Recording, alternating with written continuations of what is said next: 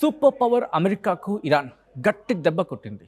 కేవలం 24 గంటల్లోని అమెరికా కళ్ళు గప్పి 26 నౌకల్ని నడిపించినవి కాదు, ఇప్పుడు ఏకంగా 42 అమెరికన్ యుద్ధ విమానాలను, ఫైటర్ జెట్స్ను ఇరాన్ మట్టి కరిపించిందని ఒక రిపోర్ట్ బయటపెట్టింది.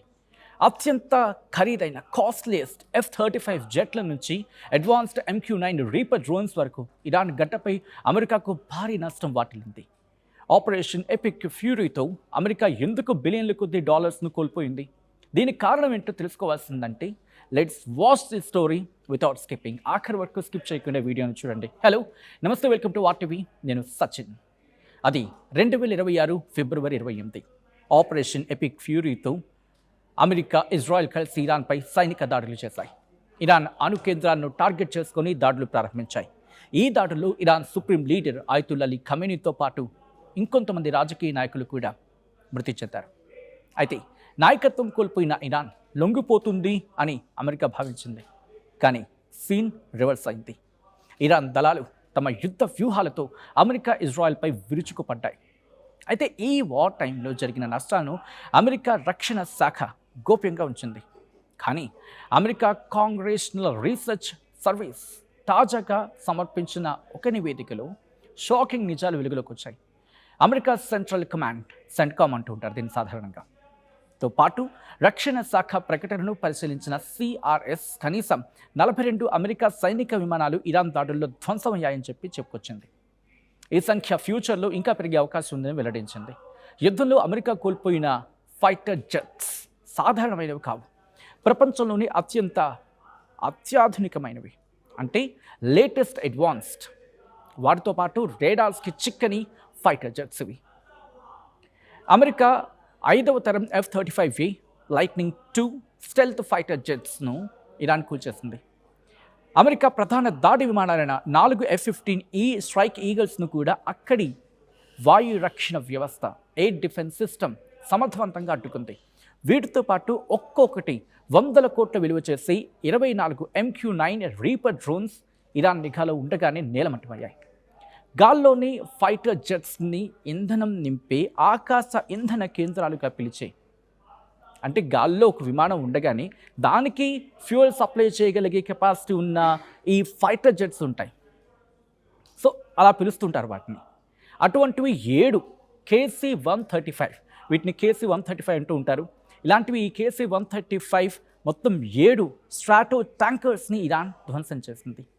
ఇవే కాదు, శత్రువుల ట్యాంక్స్ను ధ్వంసం చేసి ఒక A-10 thunder bolt, special operations కోసం వాడే 2 MC-130J విమానాలు, ఎమర్జెన్సీ టైంలో సైనికులను కాపాడే రెస్క్యూ హెలికాప్టర్స్ కూడా ఇరాన్ మిజైల్స్కు చిక్కడంతో మొత్తం మీద 42 యుద్ధ విమానాలు, అంటే ఫైటర్ జెట్స్ ధ్వంసమయ్యాయి, విధ్వంసమయ్యాయని అమెరికాకు తీరని నష్టం వాటిల్లిందని ఆ రిపోర్ట్ చెప్తున్నమాట.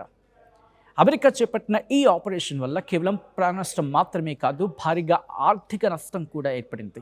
ఆపరేషన్ ఎపిక్ ఫ్యూరీతో మొదలైన కొద్ది కాలంలోని అమెరికాకు దాదాపు $29 బిలియన్, అంటే మన కరెన్సీలో, మన భారతీయ కరెన్సీలో చెప్పాలంటే సుమారుగా 2.4 లక్షల కోట్ల రూపాయల ఖర్చయింది.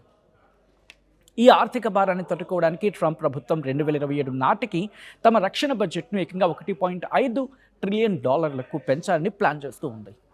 అయితే Iran foreign minister Abbas Araghchi social media వేదికగా అమెరికాకు గట్టి వార్నింగ్ ఇచ్చారు.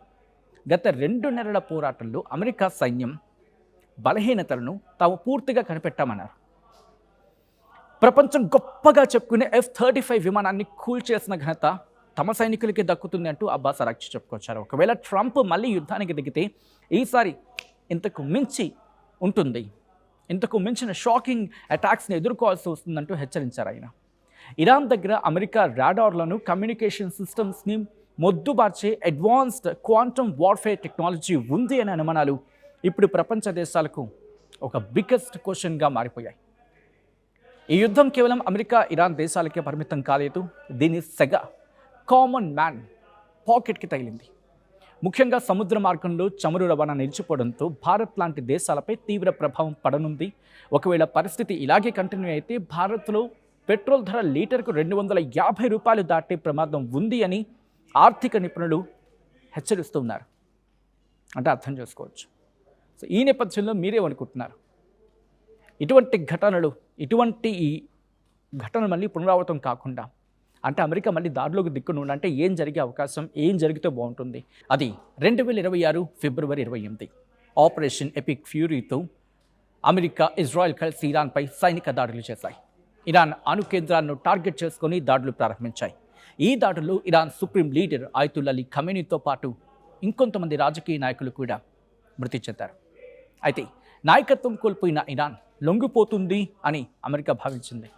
కానీ సీన్ రివర్స్ అయింది. ఇరాన్ దళాలు తమ యుద్ధ వ్యూహాలతో అమెరికా, ఇజ్రాయెల్పై విరుచుకుపడ్డాయి. అయితే ఈ వార్ టైంలో జరిగిన నష్టాలను అమెరికా రక్షణ శాఖ గోప్యంగా ఉంచింది. కానీ అమెరికా కాంగ్రెషనల్ రీసెర్చ్ సర్వీస్ తాజాగా సమర్పించిన ఒక నివేదికలో షాకింగ్ నిజాలు వెలుగులోకి వచ్చాయి. అమెరికా సెంట్రల్ కమాండ్, సెంట్కామ్ అంటూ ఉంటారు దీన్ని సాధారణంగా, తో పాటు రక్షణ శాఖ ప్రకటనను పరిశీలించిన సిఆర్ఎస్ కనీసం 42 అమెరికా సైనిక విమానాలు ఇరాన్ దాడుల్లో ధ్వంసమయ్యాయని చెప్పుకొచ్చింది. ఈ సంఖ్య ఫ్యూచర్లో ఇంకా పెరిగే అవకాశం ఉందని వెల్లడించింది. యుద్ధంలో అమెరికా కోల్పోయిన ఫైటర్ జెట్స్ సాధారణమైనవి కావు. ప్రపంచంలోని అత్యాధునికమైనవి, అంటే లేటెస్ట్ అడ్వాన్స్డ్. వాటితో పాటు రేడార్స్కి చిక్కని ఫైటర్ జెట్స్ ఇవి. అమెరికా 5వ తరం F-35V lightning II stealth fighter జెట్స్ను ఇరాన్ కూల్చేసింది. అమెరికా ప్రధాన దాడి విమానాలైన 4 F-15E స్ట్రైక్ ఈగల్స్ను కూడా అక్కడి వాయు రక్షణ వ్యవస్థ, ఎయిర్ డిఫెన్స్ సిస్టమ్ సమర్థవంతంగా అడ్డుకుంది. వీటితో పాటు ఒక్కొక్కటి 100 కోట్ల విలువ చేసి 24 MQ-9 రీపర్ డ్రోన్స్ ఇరాన్ నిఘాలో ఉండగానే నేలమట్టమయ్యాయి. గాల్లోని ఫైటర్ జెట్స్ని ఇంధనం నింపే ఆకాశ ఇంధన కేంద్రాలుగా పిలిచే, అంటే గాల్లో ఒక విమానం ఉండగానే దానికి ఫ్యూయల్ సప్లై చేయగలిగే కెపాసిటీ ఉన్న ఈ ఫైటర్ జెట్స్ ఉంటాయి. సో అలా పిలుస్తుంటారు వాటిని. అటువంటివి 7 KC-135, వీటిని KC-135 అంటూ ఉంటారు. ఇలాంటివి ఈ KC-135 మొత్తం 7 స్ట్రాటో ట్యాంకర్స్ని ఇరాన్ ధ్వంసం చేసింది.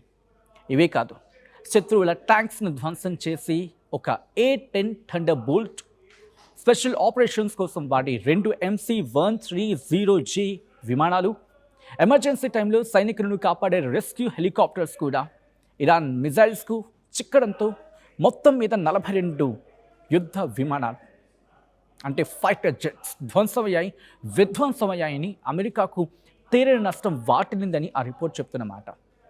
అమెరికా చేపట్టిన ఈ ఆపరేషన్ వల్ల కేవలం ప్రాణ నష్టం మాత్రమే కాదు, భారీగా ఆర్థిక నష్టం కూడా ఏర్పడింది. ఆపరేషన్ ఎపిక్ ఫ్యూరీతో మొదలైన కొద్ది కాలంలోని అమెరికాకు దాదాపు $29 బిలియన్, అంటే మన కరెన్సీలో, మన భారతీయ కరెన్సీలో చెప్పాలంటే సుమారుగా 2.4 లక్షల కోట్ల రూపాయల ఖర్చయింది. ఈ ఆర్థిక భారాన్ని తట్టుకోవడానికి ట్రంప్ ప్రభుత్వం 2027 నాటికి తమ రక్షణ బడ్జెట్ను ఏకంగా $1.5 ట్రిలియన్ పెంచాలని ప్లాన్ చేస్తూ ఉంది. అయితే Iran foreign minister Abbas Araghchi social media వేదికగా అమెరికాకు గట్టి వార్నింగ్ ఇచ్చారు.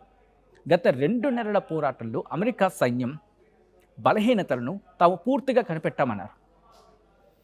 ప్రపంచం గొప్పగా చెప్పుకునే F-35 విమానాన్ని కూల్చేసిన ఘనత తమ సైనికులకి దక్కుతుంది అంటూ అబ్బాస్ అరాక్చి చెప్పుకొచ్చారు. ఒకవేళ ట్రంప్ మళ్ళీ యుద్ధానికి దిగితే ఈసారి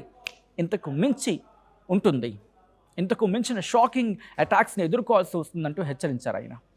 ఇరాన్ దగ్గర అమెరికా రాడార్లను, కమ్యూనికేషన్ సిస్టమ్స్ని మొద్దుబార్చే అడ్వాన్స్డ్ క్వాంటమ్ వార్ఫేర్ టెక్నాలజీ ఉంది అనే అనుమానాలు ఇప్పుడు ప్రపంచ దేశాలకు ఒక బిగ్గెస్ట్ క్వశ్చన్గా మారిపోయాయి. ఈ యుద్ధం కేవలం అమెరికా, ఇరాన్ దేశాలకే పరిమితం కాలేదు. దీని సెగ కామన్ మ్యాన్ పాకెట్కి తగిలింది. ముఖ్యంగా సముద్ర మార్గంలో చమురు రవాణా నిలిచిపోవడంతో భారత్ లాంటి దేశాలపై తీవ్ర ప్రభావం పడనుంది. ఒకవేళ పరిస్థితి ఇలాగే కంటిన్యూ అయితే భారత్లో పెట్రోల్ ధర లీటర్కు $250 దాటే ప్రమాదం ఉంది అని ఆర్థిక నిపుణులు హెచ్చరిస్తున్నారు. అంటే అర్థం చేసుకోవచ్చు. సో ఈ నేపథ్యంలో మీరేమనుకుంటున్నారు?